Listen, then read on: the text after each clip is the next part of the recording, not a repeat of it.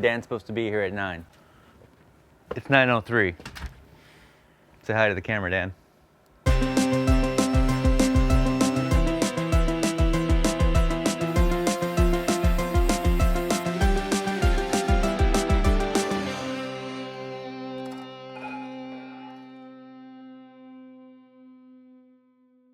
We got some beautiful cocobolo and some red zebra wood from our friends at KenCraft, and the first thing I'm gonna do is rip a couple 3/4 inch strips. So I've gone ahead and set my miter fence to 15 degrees, and it's time to cut the segment.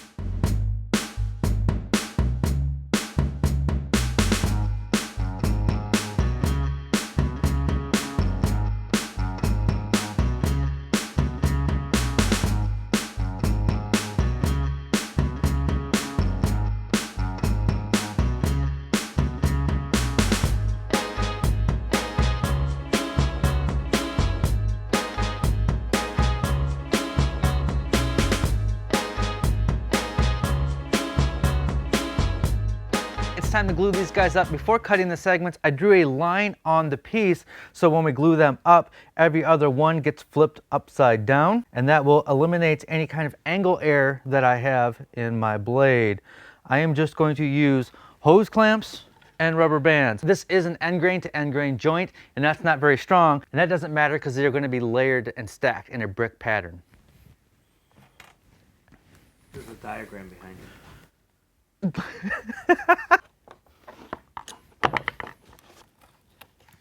On these maple pieces, we're going to drill a shallow hole and then plug it with a contrasting wood. I've got a 3/4 inch Forstner bit mounted in my drill press, and we're just going to drill in about halfway.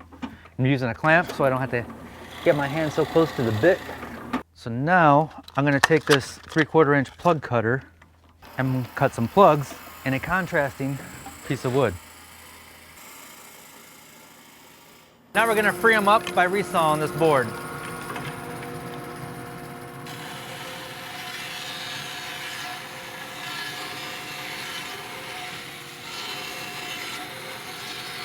Now we're just going to glue these guys in there.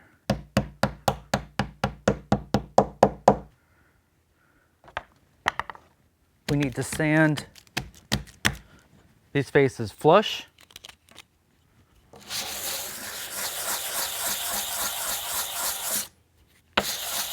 In between this and this, I'm just going to put a piece of black veneer beneath there and sandwich them in and then clamp them together. This one's still drying, so I'm leaving the clamp on there. So that is glued up. The only thing is, I don't have a piece for the bottom. I didn't have the wood that I wanted. This wasn't wide enough. So I'm gonna dry this up for now, head on over to KenCraft and pick up some more cocobolo.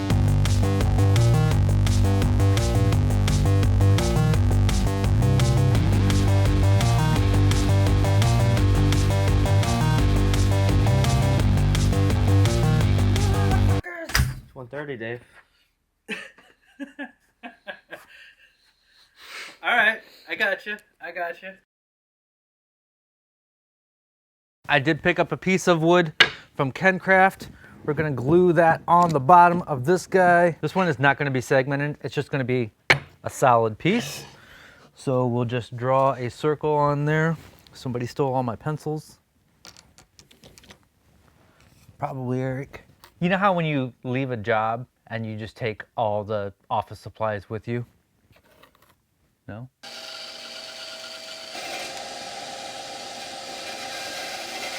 I'm gonna glue the bottom onto this. I'm also gonna glue it on a sacrificial piece of wood so I can screw the chuck into that. Cool. Let's let that dry and come back to it. In the meantime, we're gonna work on a second pencil holder out of the remaining segments.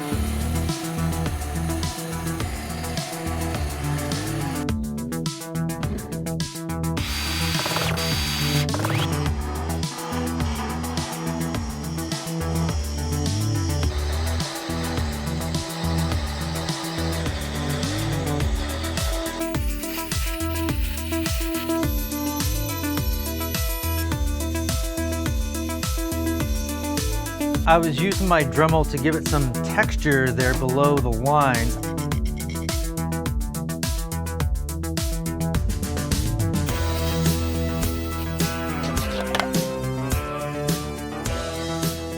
I'd like to take a moment to tell you about today's sponsor, and that is Squarespace. Squarespace empowers you by providing the tools you need to bring your creative ideas to life. On Squarespace's dynamic all-in-one platform, you can claim a domain, build a website, sell online, and market your brand. My website, makesomething.com, is a Squarespace site, and my podcast, makingitpodcast.com, is also a Squarespace site. For 10 years, I was a professional web developer, and now I use Squarespace because it is so easy to use and there's tons of beautiful templates to choose from.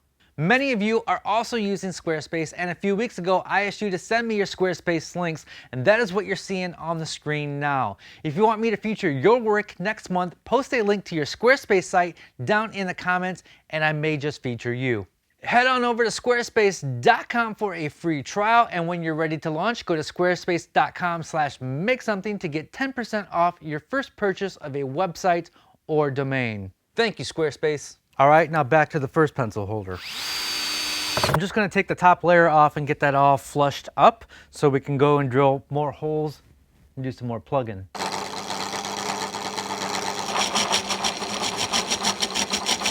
I marked where I want to drill my holes, and I'm just going to use my hand drill. This is scary. So we could cut more wood plugs and fill them up with wood, or you can use resin, you know what I'm saying? Fill it and then tape it so we can rotate it, fill it, tape it.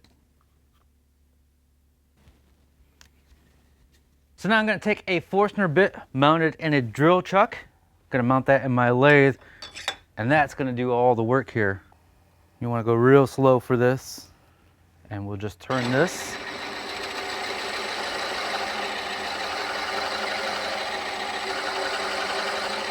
You want to make sure this doesn't get hot, because if it turns blue, it's not going to hold its sharp edge anymore.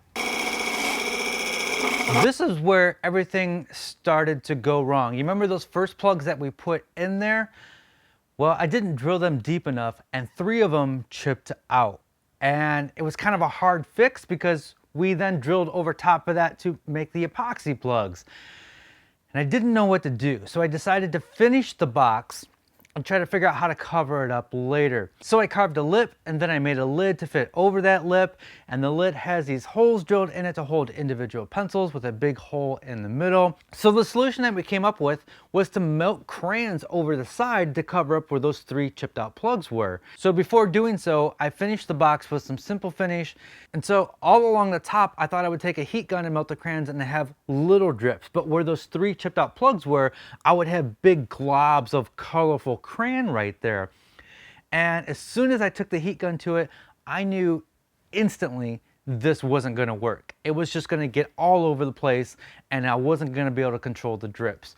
And instead of stopping, I said, screw it, let's just cover the whole thing in crayon in a very chaotic pattern. I have no idea why I told myself to cover up this beautiful cocobolo and redwood, but here we are. I like the look of it, but the problem is, in the inside is this beautiful red zebra wood and this cocobolo. And it's all covered up with crayon. Like all of us, beauty is on the inside, not the outside. So that worked in this very colorful, chaotic pattern. And then I thought, well, the crayon's not going to be durable, so I need to coat this with some clear resin epoxy. And the epoxy would just beat up on there, like raindrops on your car windshield. It didn't want to stick to it. And I was like, what am I gonna do? This is driving me nuts. I just want this project to be over with. I just want to be done with it. I want to scrap the whole thing and just forget about it. So then the plan was to just keep brushing the epoxy on the crayon until it thickened up and it couldn't beat up anymore because it was just getting too thick. And that took about an hour, just going back and forth with the brush, back and forth. And it settled. I like the way it looks, but it kills me knowing that there's this beautiful wood inside. That's that pencil holder. The second pencil holder, I love the texture that I put on there, and I love the red paint inside the texture, but I went too close to the top. There should have been a little bit more space between the cocobolo line and the texture, and I went too close to the bottom. I didn't give it any kind of breathing room, and there's no transition in there. I like it and I don't like it. I don't even know what I learned from this project. I just went from failure to disaster back to, okay, this is going to work.